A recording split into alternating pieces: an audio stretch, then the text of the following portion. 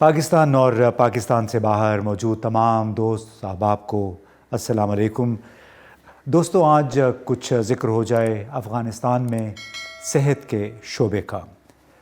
ایک سرسری سی اگر نظر ڈالیں تو سویڈن میں Swedish international peace and research institute نے ایک رپورٹ شائع کی۔ اس کے ساتھ الجزیرہ ٹی وی والوں نے بھی کچھ ملتی جلتی ایک رپورٹ جاری کی کچھ عرصہ پہلے، چند سال پہلے۔ اس کے مطابق امریکہ نے 20 سال افغانستان میں قیام کے دوران 2.26 ٹریلین یعنی تقریباً 2200 ارب ڈالر خرچ کیے۔ اس میں کم از کم 1000 یا 1 ٹریلین ڈالر وہ محکمہ دفاع کے تھے، باقی دوسرے ذرائع سے آتے رہے۔ اس طرح افغان افواج کی تعلیم و تربیت اور ان کے لیے ساز و سامان پہ 28 ارب ڈالر خرچ ہوئے۔ اس دوران سوشل سیکٹر یعنی صحت اور تعلیم پہ بھی اخراجات میں اضافہ ہوا، لیکن اس سے اندازہ لگائی کہ 2018 میں کل صحت کا جو ڈونیشنز تھی باہر سے، جرمنی، جاپان، فرانس، کینیڈا، امریکہ کی طرف سے، وہ 154 ملین ڈالر بن رہے تھے۔ اس کی وجہ سے بحیثیت مجموعی بچوں کی پیدائش کے بعد اموات میں کمی ہوئی، ٹی بی کے کیسز 50% کم ہوئے، اس طرح ملیریا سے ہونے والی اموات 72% کم ہوئیں۔ یعنی بحیثیت مجموعی جو اعداد و شمار ہمیں بتائے گئے مختلف ذرائع سے، یونیسیف، WHO کے ذریعے، وہ یہ تھا کہ 20 سال میں کچھ اعشاریے انڈیکیٹرز بہتر ہوئے محکمہ صحت کے۔ لیکن اگست 2021 میں جب اشرف غنی کی حکومت ختم ہوئی، طالبان حکومت قائم ہوئی، تو اس کے بعد جو حالات دیکھنے میں آئے، آنن فانن ایسے معلوم ہوا کہ محکمہ صحت یا صحت کا شعبہ جو تھا وہ تو بالکل بے سر و سامان تھا۔ یعنی اندرا گاندھی ہسپتال جو کابل کا سب سے پرانا اور سب سے بڑا ہسپتال ہے، اس میں 4 دن کے بعد کوئی وینٹیلیٹرز ہی نہیں مل رہے تھے جو ان بچوں کے لیے جو کہ فوری طور پہ پیدا ہوئے اور ان کو ضرورت ہوتی ہے ICU میں وینٹیلیٹرز کی۔ اس قسم کی بہت ساری مثالیں تھیں، اور ہم نے یہ بھی سنا کہ شمالی، مغربی اور مشرقی صوبوں میں کئی مقامات پہ خواتین کے لیے نہ تعلیم کی سہولتیں تھیں، نہ ہی طبی سہولتیں موجود تھیں۔ 92% خواتین کے لیے یا بچیوں کے لیے کوئی اسکول نہیں تھے، اور جتنے رورل ہیلتھ سینٹرز تھے، یعنی کابل، ہرات، مزار، کندھار کے علاوہ جتنے باقی علاقے تھے، اس میں کوئی اسپیشلسٹ ڈاکٹر موجود نہیں تھا۔ خواتین تو خیر دور کی بات ہے، کوئی مرد اسپیشلسٹ ڈاکٹر بھی، پیرامیڈیکل سٹاف نہیں تھا۔ تو اس تناظر میں ہم نے کچھ عرصہ پہلے افغانستان میں موجودہ حکومت کے جو وزیر صحت ہیں ڈاکٹر قلندر عباد، بڑی اچھی اردو بولتے ہیں اور انہوں نے پاکستان میں اپنی تعلیم و تربیت کی تھی، ان سے ہم نے پوچھا کہ جب کابل پہ ان کو دوبارہ اقتدار ملا، ان کا قبضہ ہوا، تو اس وقت ان کی حکومت کو کن چیلنجوں کا سامنا کرنا پڑا اور وہ اب تک کیا کر پائے ہیں۔ 15 اگست 2021 یہ وہ وقت تھا کہ ہیلتھ سیکٹر ایک شدید اور ایک بہت ہی خراب حالت میں تھا، کیونکہ پچھلی حکومت جب یہاں سے گئی ہے تو ہمارے بہت سارے ایسے پروجیکٹس تھے جن میں انہوں نے نہ تو میڈیسن، نہ تو سیلریز، اور بہت سارے انہوں نے سپلائی پچھلے 5-6 مہینے سے نہیں کیے تھے۔ یعنی مطلب یہ کہ ہمیں جو سسٹم ہیلتھ کا ملا تھا وہ کولیپس حالت میں ملا تھا، اور ایک ایمرجنسی کنڈیشن میں ہم فال کیا تھا۔ اس کو تو ہم نے ایمرجنسی کو ایک حد تک ہم نے کور کر لیا، اور ایک اندازے تک ہم نے انٹرنیشنل کمیونٹی کو بھی کنونس کیا ہے کہ وہ اپنے جو بھی ایڈز ہیں یا اسسٹنس ہیں ہیلتھ سیکٹر میں، وہ ایک ہیومینیٹیرین بیس پہ وہ جاری رکھیں۔ تو وہ مسائل کسی حد تک ہم نے کور کیے، لیکن چونکہ افغانستان، جیسے میں نے پہلے بتایا کہ 70% افغانستان میں یہاں پہ پرائمری ہیلتھ کیئر نہیں تھی، سیکنڈری ہیلتھ کیئر نہیں تھی، لوگوں کو بہت سارے مسائل کا سامنا تھا. اب اس چیز کو کور کرنا شاید ہمیں ٹائم تھوڑا سا لگے گا, کیونکہ ہمارے کیپیسٹی بلڈنگ کے لیے بھی ہمیں ضرورت ہے, انفراسٹرکچر کی ہمیں بہت ساری ضرورت ہے. اور اسی طرح یہاں پہ ایک سسٹم انٹروڈیوس ہوا تھا پچھلے 20 سالوں میں. وہ جو سسٹم تھا وہ اب پوری دنیا میں اس کی کوئی وہ مثل نہیں ملتی ہے, لیکن افغانستان میں وہ پلے کیا جا رہا تھا, جس کا کوئی اثر ہی نہیں تھا, کوئی افیکٹ نہیں تھا. ایک نان افیکٹک سسٹم یہاں پہ انٹروڈیوس ہوا تھا. تو انشاءاللہ اس کے لیے ہم نے پلان بنایا کہ ایک تو اس سسٹم کو ہم نے چینج کرنا ہے. انٹرویو کے دوران ڈاکٹر قلندر عباد نے ایک اور بڑی تشویشناک بات بتائی. انہوں نے کہا کہ 20-25 سال سے جس انداز میں جنگ چل رہی ہے اس دوران بہت اسلحہ بارود استعمال ہوا ہے, کیمیکلز استعمال ہوئے ہیں, اور اس کی وجہ سے کئی خطرناک اور پیچیدہ بیماریوں نے بھی جنم لیا ہے. تو انہی کی زبانی سنتے ہیں وہ کیا کہتے ہیں. ایک چیز آپ کو میں بتاؤں کہ الحمدللہ پچھلے 1 سال میں ہیلتھ سیکٹر میں, چاہے پیریفری میں ہو چاہے سینٹرل اس ایریاز میں ہو, لوگوں کو سروسز دینے میں تقریباً 80-85% تک کے جتنے بھی ہمارے پیشنٹس ہیں اور ہماری بیماریاں ہیں ان کو الحمدللہ ہم نے کور کیا. لیکن ہمارے لیے جو سب سے میجر ایشو ہے وہ ہے ہمارے ٹرشری کیئر یا کچھ ایسے ایڈوانس جو ڈیزیز ہیں, کمپلیکیٹڈ کیسز ہیں, جن کے لیے ہمارے پاس نہ تو پراپر سیٹ اپس ہیں, نہ تو پھر اس حد تک ہمارے پاس ڈاکٹرز اور کوالیفائڈ سٹاف ہے کہ ہم ان پیشنٹس کو ایٹ اے ٹائم ڈیاگنوز کر سکیں اور پھر ان کو ٹریٹمنٹ کر سکتے ہیں. مثلا اگر ہم کینسر کی بات کرتے ہیں, چونکہ افغانستان میں پچھلے 20 سالوں سے ایک کیمیکل وار یہاں پہ لڑی گئی ہے, اس کی وجہ سے ہمارے افغان کمیونٹیز اور لوگوں کی صحت کے اوپر اثر پڑا ہے, اور ہمارے مختلف سکن کینسرز کے مطلب کیسز یہاں پہ ہیں, جی آئی سسٹم کے کینسرز وغیرہ, کیونکہ یہاں پہ ایگریکلچر اور ان سب چیزیں مطلب ہماری متاثر ہو چکی ہیں. اب یہ وہ چیزیں ہیں کہ ایک تو ٹائم پہ ڈیٹیکٹ نہیں ہوتی ہیں, ڈائگنوز نہیں ہوتی ہیں, اور دوسرا مسئلہ پھر یہ رہتا ہے کہ جب پیشنٹ ہمارے پاس آتے ہیں تو اس وقت وہ ایک میٹاسٹاٹک کنڈیشن میں ہوتے ہیں, تو وہ پھر کور کرنا ہمارے لیے تھوڑا سا مسئلہ ہوتا ہے. تو اس لیے پھر وہ ہمارے پیشنٹ ہمارے نیبرنگ کنٹریز میں جاتے ہیں. اس کے علاوہ کچھ اور ایریاز ہیں کہ جس میں ہمارے پاس ایڈوانس لیول پہ نہ تو سیٹ اپ ہیں اور نہ اس لیول پہ ہم نے ابھی تک کوالیفائڈ ڈاکٹرز ہیں. تو اس کے لیے ہم کوشش کر رہے ہیں کہ اپنے نیبرنگ کنٹریز سے کیپیسٹی بلڈنگ کے ایریا میں, دوسرا ہاسپٹل کیئر اور ٹرشری کیئر ڈیولپمنٹ میں مختلف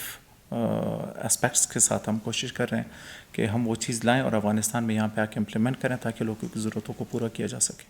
دوستو, آپ سب کو معلوم ہوگا کہ کس طرح طالبان کی حکومت آنے کے بعد ان پہ بین الاقوامی پابندیاں ابھی تک برقرار ہیں. سفری پابندیاں بھی ہیں, مالیاتی پابندیاں بھی ہیں. 8-9 ارب ڈالر بحیثیت مجموعی افغانستان ٹرسٹ میں جو پیسے پڑے ہوئے ہیں وہ ان تک رسائی بھی نہیں ہے طالبان کو, اور اس کی وجہ سے حکومت کی بڑی کیپیسٹی بہت محدود ہو گئی ہے عوام تک صحت کی سہولیات پہنچانے میں. اور اس حوالے سے ڈاکٹر قلندر عباد نے بین الاقوامی برادری پہ تنقید کی, اس سے ایک شکوہ بھی کیا. انہی کی زبانیں سنتے ہیں. ایک چیز آپ کو میں بتاتا چلوں, انٹرنیشنل کمیونٹیز یہاں پہ 2 فیس ایک پالیسی کو مطلب لے کے چل رہے ہیں. ایک طرف سے وہ انسانیت اور بشریت اور ہیومینیٹیرین کا نعرہ لگاتے ہیں, اور انٹرنیشنل لیول پہ ایئرلی وہ millions of dollar in conferences پہ وہ لگاتے ہیں کہ ہم انسان اور بشر کے لیے اور ہیومن رائٹس کے لیے اور ہیومینیٹیرین اسسٹنس کے لیے ہم لوگ یہاں پہ مطلب تمام تر چیزیں موو کر رہے ہیں. لیکن یہاں پہ جب افغانستان میں ہم دیکھتے ہیں تو افغانستان میں وہ ساری چیزیں پولیٹیکلی پلے کر رہے ہیں. اب یہ بات ہم نے بار بار انٹرنیشنل کمیونٹی کے ساتھ شیئر کی ہے کہ دیکھیں جو ہیلتھ سیکٹر ہے یا جو میری منسٹری ہے وہ ایک نان پولیٹیکل باڈی ہے. ہمارا پولیٹکس کے ساتھ کوئی کنسرن نہیں ہے, کیونکہ ہم ایک ایسے طبقے اور ایک ایسے صنف کی آواز اور ان کی ضرورتوں کو ہائی لائٹ اور ڈکلیئر کرتے ہیں کہ جسے ہم پیشنٹ کہتے ہیں یا مریض کہتے ہیں. مریض کو ہاسپٹل کی ضرورت ہے, مریض کو ڈاکٹر کی ضرورت ہے, مریض کو دوائیوں کی ضرورت ہے. اب یہ وہ ساری چیزیں کہ سارے ہیومینیٹیرین ایڈ اور اسسٹنٹ کے اس میں آتی ہیں. لیکن ابھی تک وہ سینکشنز کی وجہ سے جو ہمارا ہیلتھ سیکٹر کا ایریا ہے وہ بھی متاثر ہوا ہے. یہ ہم نے کوشش بھی کی اور کر بھی رہے ہیں انشاءاللہ کہ انٹرنیشنل کمیونٹی کو اس پہ ہم آمادہ کریں اور ان کو کنونس کریں کہ وہ ہم ایز اے پولیٹیکلی ٹریٹ نہ کریں، کیونکہ ہمارے جو ایسڈز ہیں جو outside of the country freeze ہوئے ہیں، اگر وہی ہمارے ہیلتھ سیکٹر کے لیے دے دیے جائیں تو شاید یہاں پہ افغانستان کے جو عوام ہے اور ان کی جو صحت کے جو مسائل ہیں وہ انشاءاللہ امید ہے کہ بڑی حد تک ہم اس کو کور کر سکتے ہیں۔ دوستو، آپ نے سنا ہوگا کہ پاکستان اور افغانستان میں اب بھی پولیو کے کیسز وقتاً فوقتاً سامنے آتے رہتے ہیں، اور اس کی ایک وجہ یہ ہے کہ والدین پولیو ٹیم کے ساتھ تعاون نہیں کرتے، انکار کر دیتے ہیں اور اپنے بچوں کو ویکسین نہیں دیتے ہیں۔ تو ہم نے ڈاکٹر قلندر عباد سے یہ بھی پوچھا کہ افغانستان میں کیا صورتحال ہے، وہاں کے جو مذہبی حلقے ہیں کیا وہ بھی پولیو کو خطرناک سمجھتے ہیں شرعی لحاظ سے اور غلط سمجھتے ہیں، اور اسی وجہ سے بچوں کو پولیو کے قطرے پلانے سے انکار کر دیتے ہیں، اور اس معاملے سے طالبان کی حکومت نے کیسے نمٹا ہے؟ میں بہت کلیئر الفاظ میں آپ کو بتانا چاہتا ہوں کہ ہیلتھ کے حوالے سے یا ایمونائزیشن کے حوالے سے، کیونکہ یہ ہیلتھ ٹاپکس ہیں، ہیلتھ کو ہیلتھ ہی رکھا جائے اور ہیلتھ سروسز کو اس سروسز تک ہی رکھا جائے، کیونکہ اب یہ ڈاکٹرز بہتر جانتے ہیں، ڈاکٹرز کمیونٹی کو اور ہمارے جو ایکسپرٹس ہیں وہ اس چیز کو بہتر جانتے ہیں کہ ہم نے لوگوں کو صحت دینے کے لیے کیا کچھ کرنا چاہیے۔ اب اگر لوگوں سے پوچھا جائے کہ کینسر سے بچنے کے لیے ہمیں کیا کیا طریقہ کار، یہ پریونٹیو کیئرز ہیں۔ اب جو ویکسینیشن ہے وہ بھی ہمارے ایک پریونٹیو کیئرز ہیں کہ ان بیماریوں سے بچنے کے لیے ہمیں پریونٹیولی کیا کرنا چاہیے، ایک وقائعی طور پہ ہمیں کیا اپنانا چاہیے۔ تو یہ چیزیں میرے خیال سے اسلامک پوائنٹ آف ویو سے بھی اگر ہم دیکھیں، یہاں پہ دنیا میں ہمارے اور بھی اسلامی برادری ہے، انہوں نے اسلامک پوائنٹ آف ویو سے اس کو اسٹڈی کیا ہے، ہمارے بھی یہاں پہ اسلامک اسکالرز ہیں، انہوں نے بھی ان سب چیزوں کو اسٹڈی کیا ہے، تو لیٹ آن انہوں نے سب اس چیز کو اپروو کیا کہ واقعاً اس چیز کی ضرورت ہے، اور یہی چیز اگر ہم اپنی کمیونٹی میں اپلائی کریں گے تو شاید اس بیماری سے ہم بچ سکتے ہیں، کیونکہ ہمارے پاس بہت سارے نمبرنگ ہے کہ دنیا میں بہت سارے ایسی بیماریاں پہلے موجود تھی، لیکن ایمونائزیشن پروگرام کے تھرو ہم نے اس کو کمپلیٹلی ایریڈیکیٹ کیا اور ختم کر دیا۔ تو یہ بھی ان میں سے وائرل ڈیزیز ہیں، اب یہ کوئی خدا نخواستہ کوئی ایسی چیز نہیں ہے کہ ان نون ایک کاز ہے اور کسی کو پتہ نہیں چل رہا کہ یہ بیماری کس کی وجہ سے، کیونکہ اس کے وائرس کے بارے میں بھی پتہ ہے، اس کے ٹائپس کے بارے میں بھی پتہ ہے، اور اس کو کور کرنے کے لیے بھی جو پلان اور پالیسی انٹرنیشنل یا نیشنل لیول پہ بنائی گئی ہیں وہ سارے افیکٹو ہیں۔ اگر وہ ہم کریں گے تو جس طرح پوری دنیا سے یہ بیماری ختم ہو چکی تھی، انشاءاللہ وہ ان دو ممالک سے بھی ختم ہو جائے گی۔ ڈاکٹر قلندر عباد سے ہم نے یہ بھی پوچھا کہ پاکستان نے بھی گزشتہ 20 برسوں کے دوران ہر لحاظ سے تعاون تو فراہم کیا ہے، صحت کے شعبے میں بھی، تعلیم کے شعبے میں بھی، تو اس حوالے سے دونوں ملکوں کے تعلقات، یعنی خاص طور پہ صحت کے شعبے میں تعاون کے حوالے سے اس وقت اس کا سٹیٹس کیا ہے؟ یہ دو وہ ممالک ہیں، اگر ان کو ہم دو بھائی کہیں تو شاید یہ ایک غلط بات نہیں ہوگی، کیونکہ پوری ہسٹری میں اگر ہم دیکھیں تو یہ دو ممالک بالکل ایک دوسرے کے ساتھ رہے ہیں، اور دوسرا یہ کہ یہاں پہ ہماری بڑی سملرٹیز ہیں